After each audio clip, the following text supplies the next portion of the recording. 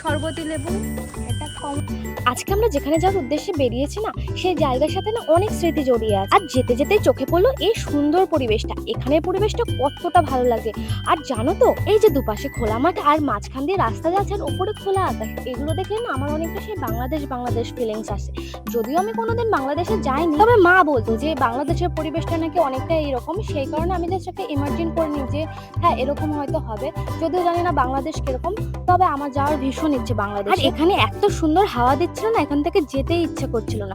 তারপরে বড়বাবুকে বললাম যে হাওয়ার চুলগুলো উল্টো পাল্টা হয়ে গেছে, বড়বাবু অমনি সুন্দর করে চুলটা বেঁধে দিচ্ছিল। আমার তো বেশ ভালো লাগছিল, মনে হয় এই প্রথম বড়বাবু আমার চুলটা বেঁধে দিল। ভিডিও করার খাতিরে হোক আর যাই হোক, চুলটা তো বেঁধে দিল, এইটা নিয়ে কিন্তু আমার অনেক ভালো লাগছিল।